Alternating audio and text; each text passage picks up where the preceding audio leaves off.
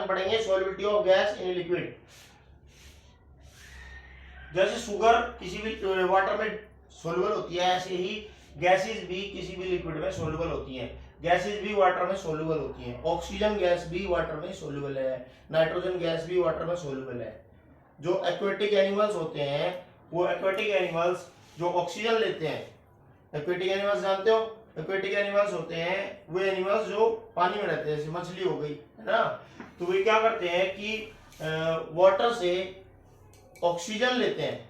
वो कौन सी ऑक्सीजन लेते हैं? जो ऑक्सीजन वाटर में डिजोल्व होती है। जैसे शुगर, साल्ट्स ये वाटर में सोल्यूबल है, वाटर में डिजोल्व हो जाते हैं, ऐसे ही गैसेस भी लिक्विड्स में वाटर में सोल्यूबल होती हैं। अब वो किस कंडीशन में सोल्यूबल होती हैं? तो उसके लिए हेनरी ने एक लॉ दिया है जिसको कहा गया है हेनरी लॉ। हेनरी लॉ क्या है उसको समझने से पहले हम देखते हैं यहाँ पर ये दो केसेस हैं। इन केसेस में अगर हम ध्यान से देखें, ये एक हमारे पास कंटेनर है और इस कंटेनर में ये पिस्टन लगा हुआ है। यहाँ पर ये पिस्टन है, पिस्टन के ऊपर वेट रखा हुआ है W1। यहाँ पर कंटेनर में ये गैस है, गैस के मॉलिक्यूल्स हैं, ये गैस के मॉलिक्यूल्स हैं, डॉट्स जो है आपके दिखा रखे हैं, ये गैस के मॉलिक्यूल्स हैं, और ये आपका वाटर है, यहाँ लिखा हुआ है वाटर, ठीक है। अब तुम यहाँ पर देख सकते हो कि जब ये वेट इस पिस्टन के ऊपर रखा गया तो एक्चुअल में क्या हुआ, इस वेट ने इस पिस्टन पर क्या लगाया? फोर्स लगाया। और फोर्स पर यूनिट एरिया क्या होता है? Pressure.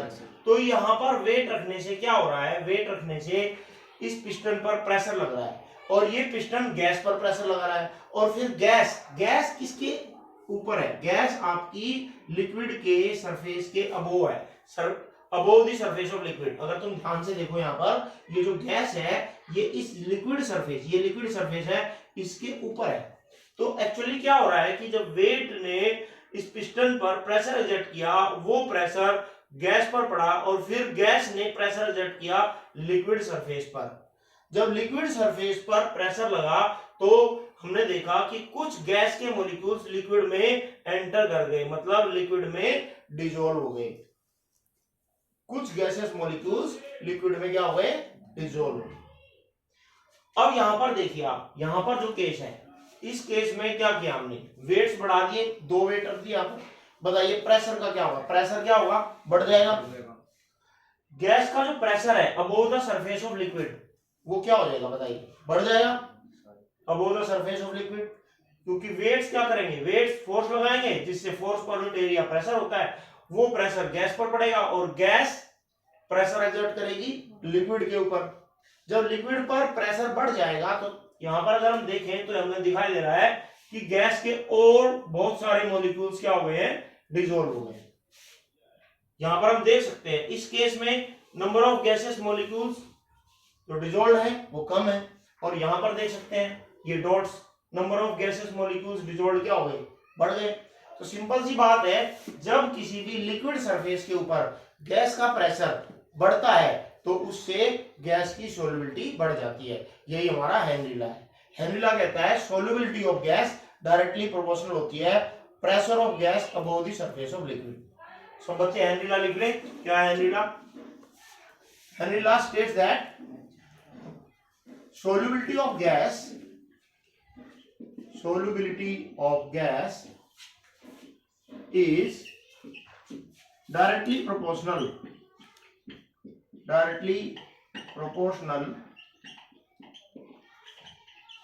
to the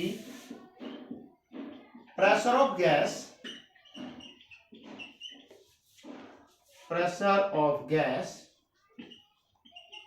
above the surface of liquid।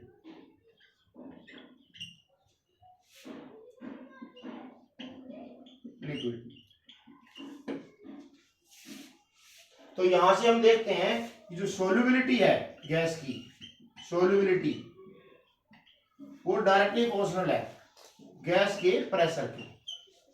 जितना ज्यादा गैस का प्रेशर होगा उतनी ज्यादा गैस लिक्विड में डिसॉल्व हो जाएगी। अब इस सोल्युबिलिटी को हम जो रिप्रेजेंट करते हैं यहाँ पर, solubility is written in the terms of mole fraction. Mole fraction of gas की टर्म में लिखी जाती है। तो यहाँ पर हम क्या करते हैं कि सोल्युबिलिटी की जगह लिख सकते हैं मोल फ्रैक्शन ऑफ गैस। और ये डायरेक्टली प्रोपोर्शनल होगी प्रेशर ऑफ गैस। अगर इनको इक्वल करना है तो हमें क्या करना होगा, एक कांस्टेंट पुट करना होगा यहाँ पर, और उस कांस्टेंट को बोलते हैं हम Henry constant. Henry constant into x gas is equal to pressure of gas.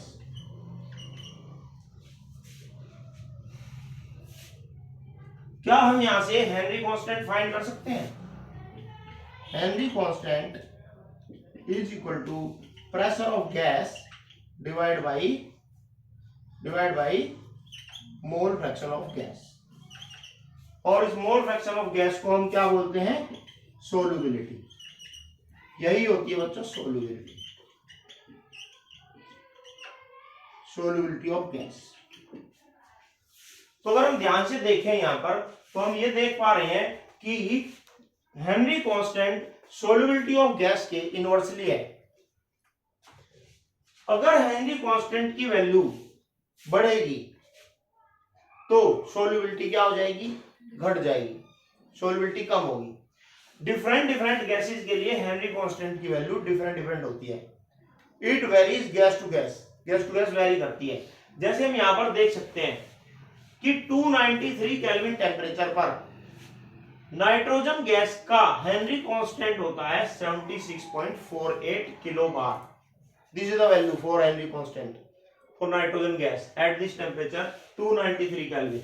Eight the Henry constant of oxygen, Henry constant of oxygen at 293 Kelvin is 34.86 kilo bar, और हीलियम के लिए 144.97। तो कौन सी ऐसी गैस है जिसका हेनरी कांस्टेंट सबसे ज्यादा है?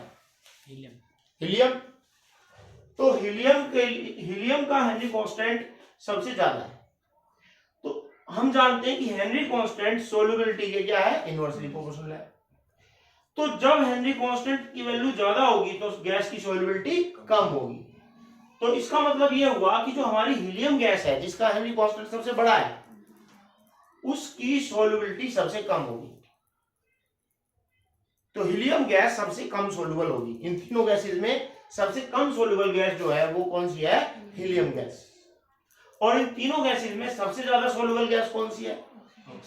ऑक्सीजन गैस सबसे ज्यादा सोल्यूबल है। कंडीशन यहां पर एक चीज ध्यान रखनी है कि प्रेशर कांस्टेंट होना चाहिए। प्रेशर कांस्टेंट होगा तो हेनरी कांस्टेंट इनवर्सली प्रोपोर्शनल हो जाएगा सोल्यूबिलिटी ऑफ गैस की, क्योंकि प्रेशर यहां पर क्या है? कांस्टेंट लिया हमने। If pressure is taken as constant, अगर प्रेशर को कांस्टेंट ले ले तो Henry constant is inversely proportional to solubility. और from here we see that helium is the least soluble gas in water or any liquid because its Henry constant is maximum largest। yeah, चलो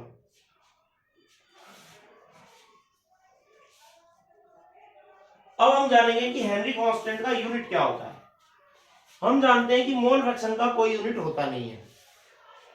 if pressure is measured in bar, pressure को बार में measure किया जाए तो Henry constant का unit भी बार होगा, क्योंकि मोल फ्रैक्शन का कोई यूनिट नहीं होता। Mole fraction has no units, इसका कोई यूनिट नहीं है।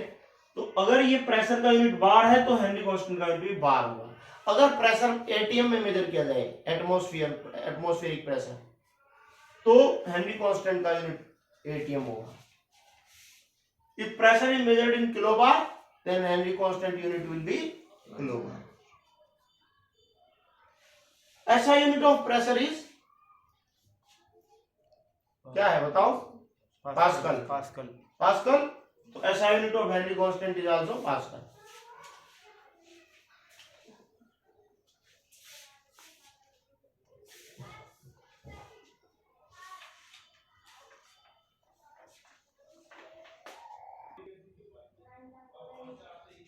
Now we will see that the value of Henry constant varies with temperature. Here temperature is 293 Kelvin. Here temperature is 303 Kelvin.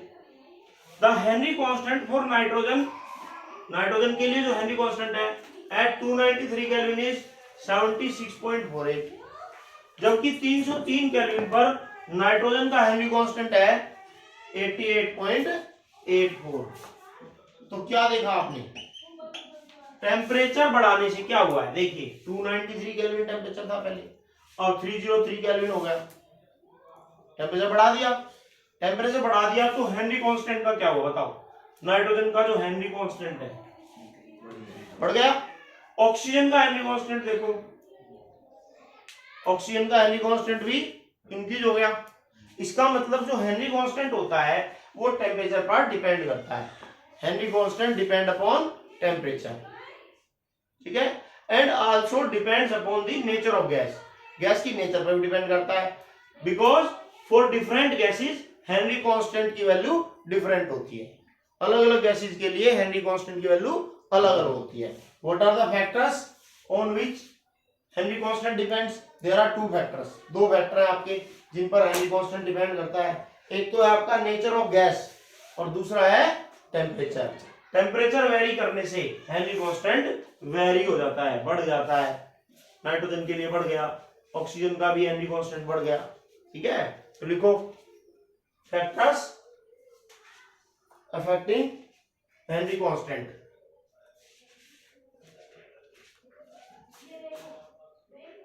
Factors affecting Henry constant, कौन से factor हैं?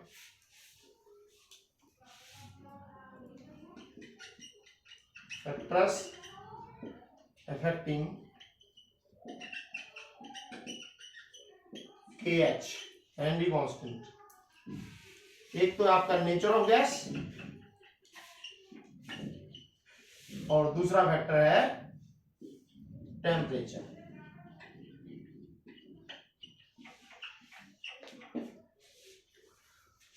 अब यहां पर ध्यान से देखें कि टेम्परेचर इंक्रीज करने से ऑक्सीजन का हेनरी कांस्टेंट क्या हो गया बच्चों, इंक्रीज हो गया।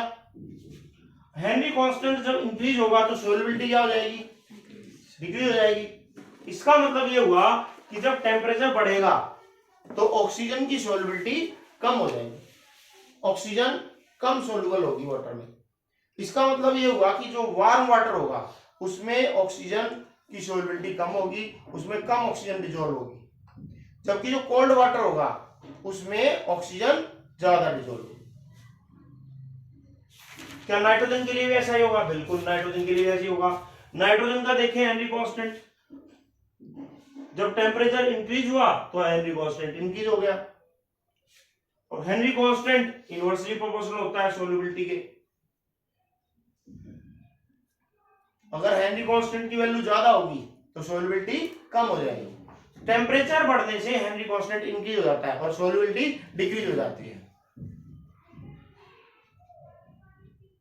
इसीलिए जो कोल्ड वाटर होता है उसके अंदर ऑक्सीजन ज्यादा सोल्युबल होती है, जबकि वार्म वाटर में ऑक्सीजन कम सोल्युबल होती है। तो जो एक्वेटिक लाइफ होती है, जो एक्वेटिक एनिमल्स होते हैं वो मोर कंफर्टेबल होते हैं in cold water than in warm water. ये क्वेश्चन आ जाता है, aquatic animals are comfortable in which water, तो कौन से वाटर में कंफर्टेबल होंगे? In cold water they are comfortable because in cold water oxygen will be more soluble. लिखो, क्वेश्चन लिखिए।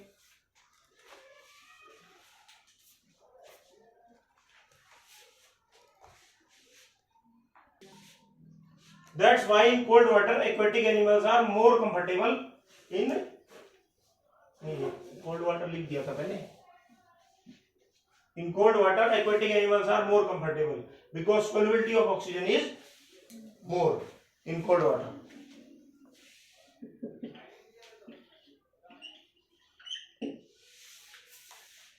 Then warm water.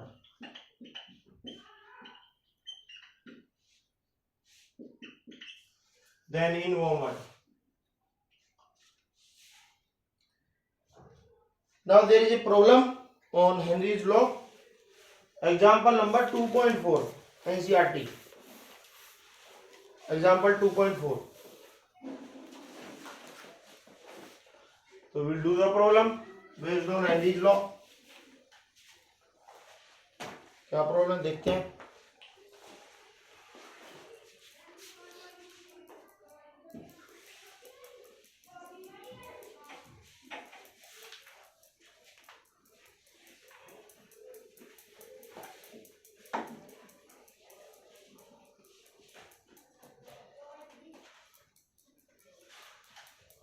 है if nitrogen is bubbled through water है 293 kelvin, temperature given है, एग्जांपल नंबर है 1.4। इसमें कहा गया है कि nitrogen gas is bubbled through water, nitrogen gas को वाटर के थ्रू बबल किया गया है और टेम्परेचर है आपका 293 केल्विन, ये गिवन है।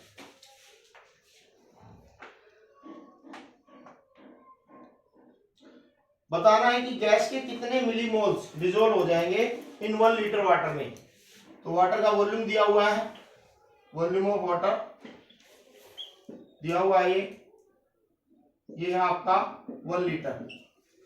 इसमें बताना है कि जब नाइट्रोजन गैस को 1 लीटर वाटर के थ्रू बबल किया जाएगा, उससे पास किया जाएगा, तो बताना है कि उस नाइट्रोजन गैस के कितने मिलीमोल्स उस 1 लीटर वाटर में डिसॉल्व हो जाएंगे।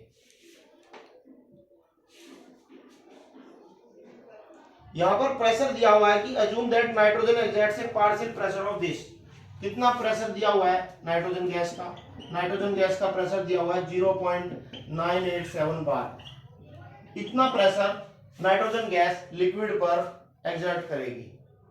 प्रेशर ऑफ गैस भी दिया हुआ है आपको, वॉल्यूम दिया हुआ है वाटर का, और हेनरी कांस्टेंट भी दिया हुआ है KH। KH की वैल्यू दी हुई है नाइट्रोजन के लिए 76.48 किलो बार, ये दी हुई किलो बार, स्मॉल के होता है किलो में। जैसा कि हम जानते हैं हेनरी लॉ क्या कहता है, हेनरी लॉ अप्लाई करेंगे यहाँ पर और नंबर ऑफ मोल्स निकालेंगे कि नाइट्रोजन गैस के कितने मोल्स वाटर में डिसॉल्व हो गए। पहले मोल्स फाइंड करेंगे, कैसे फाइंड करेंगे, हमें मालूम है कि pressure of gas equal to होता है Henry constant into mole fraction of gas, यही होता है। क्या क्या गिवन है आपको, प्रेशर गिवन है, हेनरी कांस्टेंट वो भी गिवन है। तो यहां पर अगर हम ये प्रेशर और हेनरी कांस्टेंट पुट कर दें तो यहां से क्या निकल सकती है आपकी mole fraction. Mole fraction find करेंगे यहाँ पर सबसे पहले, mole fraction of gas equal to क्या हो जाएगा, ये हेनरी कांस्टेंट डिवाइड में जाएगा, pressure of gas divide by Henry constant. अब यहाँ पर वैल्यू पुट करेंगे प्रेशर ऑफ गैस की, कितनी है 0.987 बार, और हेनरी कांस्टेंट की वैल्यू क्या है 76.48 kilo bar. This is kilo bar, kilo means 10 to the power 3, हो जाएगा बच्चों 10 टू द पावर 3 बार। ऊपर भी बार है, नीचे भी यूनिट को बार में ले लेंगे, ठीक। अब इसको क्या करेंगे हम 0.987 डिवाइड बाई, इसको हम साइंटिफिक नोटेशन में लिख लेते हैं, पॉइंट को यहां ले आते हैं।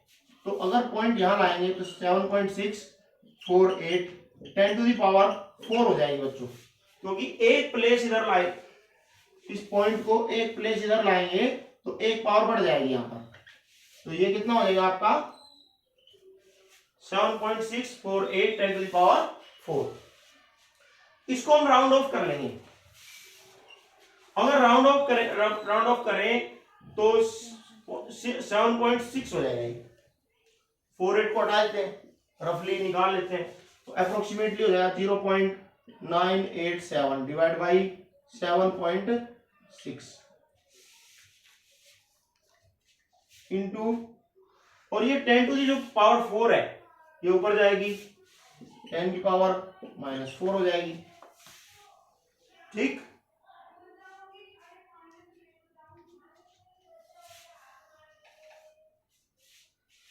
अब इसको तो सॉल्व कर ही सकते हो सब बच्चे, पहले भी करा रखा है, कैसे करोगे सॉल्व।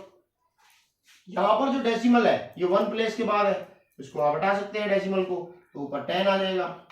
1 प्लेस के बाद डेसिमल है तो 10 आएगा। यहां पर कितने प्लेस के बाद डेसिमल है, तो नीचे 1000 आएगा, ये डेसिमल हटाएंगे तो ये हो जाएगा बच्चों 987 डिवाइड बाई 76, और ये 0 कैंसिल हो गई, और ये 100 है और ये 10 टू द पावर -4 है, ये 100 हो जाएगा 10 टू द पावर 2 और ऊपर जाएगा तो 10 की पावर -2 हो जाएगा, और -4 पहले से है तो 10 की पावर -6 हो जाएगा। और 76 से इसको डिवाइड कर लो। कैसे डिवाइड कर सकते हैं आप?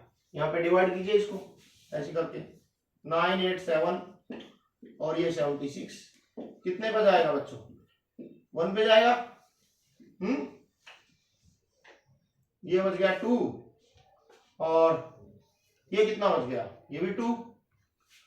अब 7 कैरी कर लेंगे, 3 कितने पे जाएंगे? 7 के 21, 6 18, 210 18, 2 पे जाएगा, 3 पे नहीं जाएगा, 2 पे जाएगा। तो 2 पे जाएगा, 2 6 12,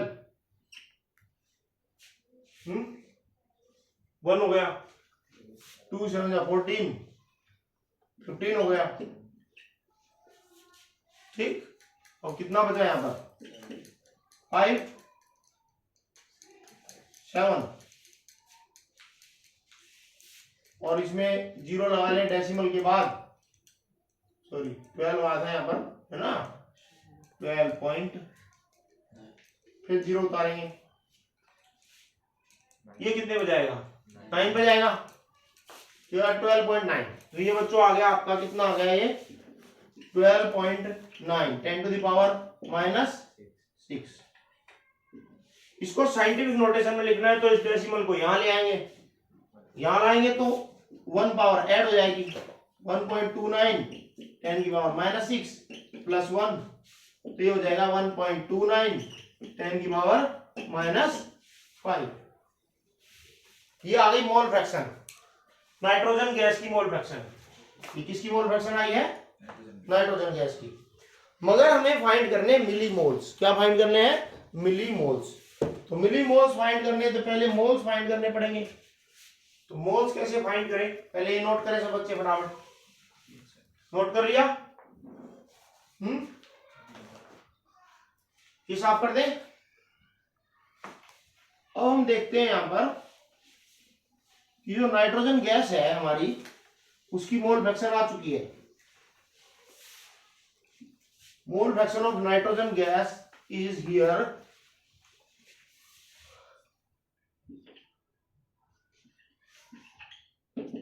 XN2 लिख सकता हूं यहां पर, क्योंकि यहां पर जो मेरी गैस है वो नाइट्रोजन गैस है। और हम जानते हैं कि मोल फ्रैक्शन का क्या फॉर्मूला होता है? Number of moles of gas. Gas कौन सी है? ये नाइट्रोजन गैस की मोल फ्रैक्शन है, तो यहाँ पर नाइट्रोजन गैस के मोल्स आएंगे। नीचे किसके मोल आएंगे? सॉल्यूशन के मोल, टोटल मोल। सॉल्यूशन में क्या क्या है? सॉल्यूशन में नाइट्रोजन गैस है और वाटर है, तो यहाँ पर किसके मोल आएंगे? नाइट्रोजन के मोल प्लस वाटर के मोल।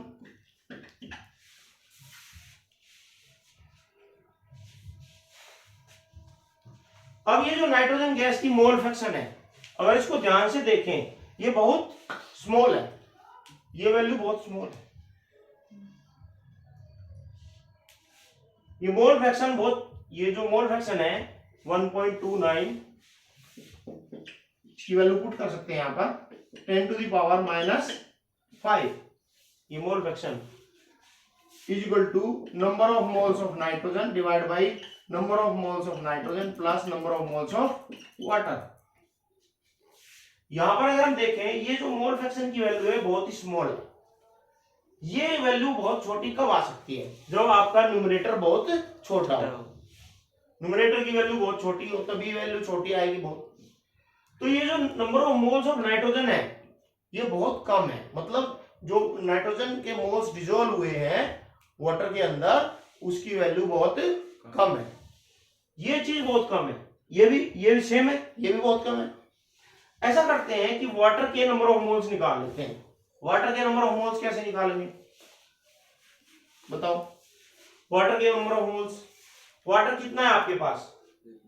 1 लीटर। और 1 लीटर वाटर का जो मास होता है, mass of 1 litre water, 1 litre water जानते हो कितना होता है? 1000 ग्राम होता है। तो क्या तुम वाटर के मोल्स निकाल सकते हो? वाटर के मोल्स आएंगे given mass by molar mass. Water का given mass WH2O divide by MH2O, और WH2O कितना है आपका? 1000 ग्राम डिवाइड बाई 18 ग्राम, और ये आ जाएगा बच्चों 55.5 इतने मोल। हमारे पास जो वाटर के मोल है वो 55.5 है, तो यहां पर पुट कर सकते हैं हम 55.5 NH2O divide by NN2O divide by NN2O, sorry NN2 number of moles of nitrogen, number of moles of nitrogen plus number of moles of water कितने हैं 55.5, नाइट्रोजन N2 नहीं नाइट्रोजन, ठीक है। Number of moles of nitrogen divide by number of moles of nitrogen plus 55.5, ये 55.5 किसके मोल है water के। अब ये जो नाइट्रोजन के मोल है ये बहुत कम है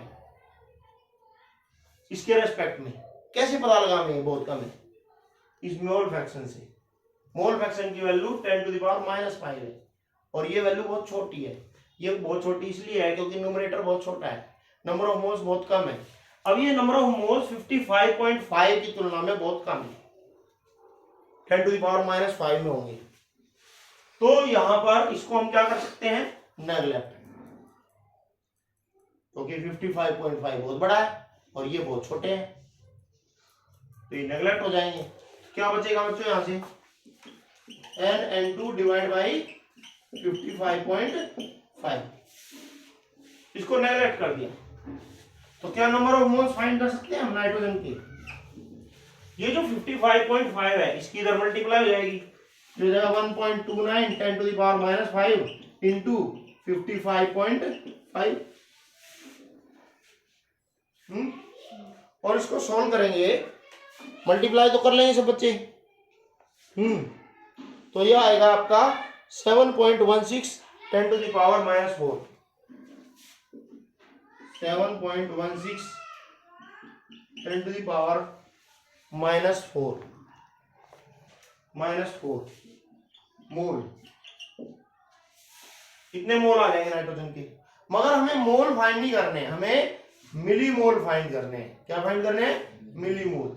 तो सब बच्चों को मालूम होना चाहिए 1 मोल में 1000 मिली मोल होते हैं बच्चों, 1 मोल में 1000 मिली मोल होते हैं। तो बता सकते हो इतने मोल में कितने मिली मोल होंगे, 1000 से मल्टीप्लाई हो जाएगी, तो ये हो जाएंगे 7.16 10⁻⁻4 इंटू 1000, 1000 मीन्स 10⁻3 और यहां पर कितना है 10⁻⁻4, कितना बचेगा बच्चों 10⁻⁻1 और -1 है तो डेसिमल लेफ्ट में आ जाएगा, तो ये हो जाएगा 0.716 0.716 मिलीमोल,